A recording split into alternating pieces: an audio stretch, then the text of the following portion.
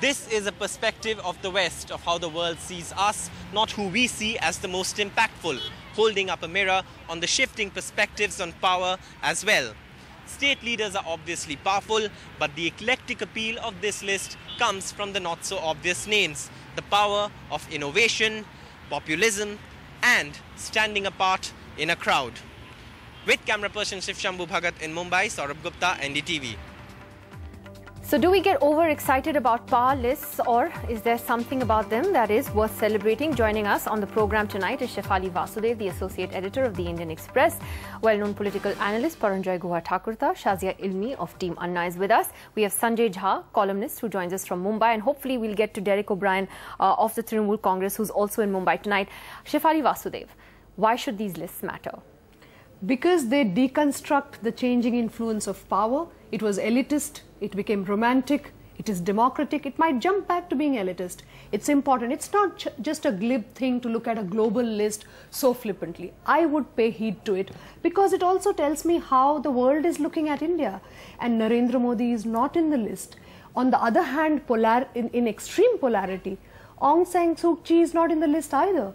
Last year, Julian Assange was on the Time But does Time influential magazine list. represent what the world thinks of Mamata Banerjee? It is interesting to me as a journalist to think what Time magazine thinks, because once we take a publication's investigations, its features, its news seriously, we should not do away with the lists. They come from the same editorial framework, and I would look at it. I may disagree. I mean, I'm not sure if I really agree. Mamata Banerjee has derailed the government as an ally. I just have a question actually for anyone who wants to answer this, but do you know who tops that most influential list of Time magazine? You know who it is? It's a basketball player, and to be very honest, I mean, I don't know anything about American basketball, but I do beg to wonder whether an American basketball player is the most influential person in the world. Nidhi, what do these lists mean to you? Nidhi, these lists are really an extension of the institutional egos of these publications. I believe these lists represent a form of lazy journalism. You don't have a good story, you don't have a good investigation, so you have 10 best, 10 worst, 10 most this, 10 worst this. You know, if you've been a journalist long enough, you know, whenever editors don't have a decent enough story to put on the cover, he said, let's do a survey. Now, the problem with these surveys is that you never, rarely do you actually disclose the number of people who voted for or against. These are not even surveys. I think a lot of this is just editorial judgment. And not only that, 1 minute. It's a bit like the SMS surveys that you show on television channels. Yeah. You say 66% in favor, 33% against. 10 people might have SMS 3 people may have said, and 2 have said yes, and 1 have said no. So I think this is fairly ridiculous, and I mean, very honestly, well, I don't give a damn. That's like saying television channels and media houses shouldn't have awards. Ideally, they shouldn't have awards. No, they can have awards, all but I don't think publications have Person of the Year and so on and so forth. So to say that, there is disagreement, but we can't question their right to judge people in their relevance every year. No, I don't question anybody's right to judge people. I don't take it seriously, that's all I'm saying. I mean, it's like, the fairy tale, mirror, mirror on the wall, who's the fairest one of all. So it stems from the basic insecurity, human insecurity. But are you kicked? Most powerful. No, are you chuffed? No, I don't think we should get Anna overexcited. Hazare most powerful? No, I'll be very fair. I don't think Anna Hazare needs any such laurels or recognition. People do what they have to do. No, I'm not going to say that. You know something, Mahatma Gandhi was nominated 5 times for the Nobel Peace Prize, and he was refused. He's a missing laureate. So that's how much I respect the International Nobel Committee, so to speak. So it doesn't say anything at all. No, I think you have to keep the consumerism going. Dozens of examples of great people who never got the Nobel Prize.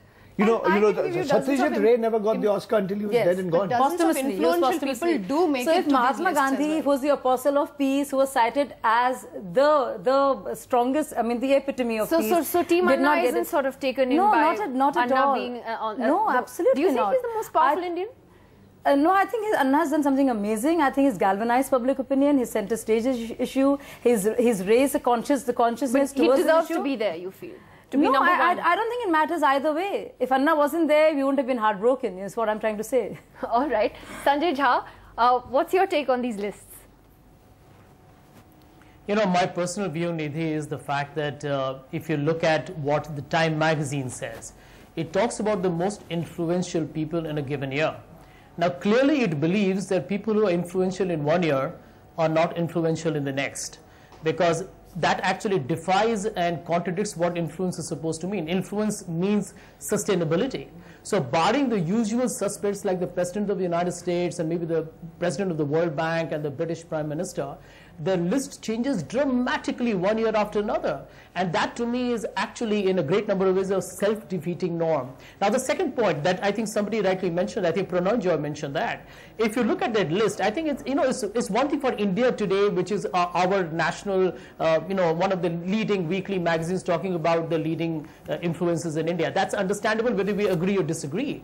But when Time magazine talks about, the factor who are the 100 most influential people in the world, and I think that's intellectual arrogance of the West, because it has somebody called Pippa Middleton, who actually is, in my opinion, a very, a lame dame with some very lame claim to fame.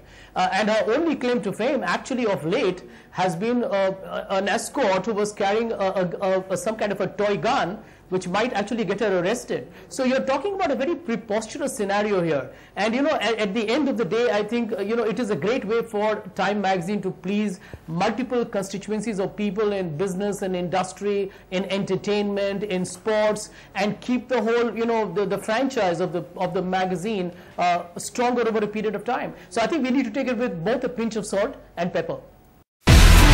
Do you have the NDTV Profit app? All the markets, all the news and your own homemade, ready-made portfolio available there for you. We will right now answer what you should sell, what you should buy when markets are down. Download at ndtvprofit.com/apps. Get the best app from the channel you trust.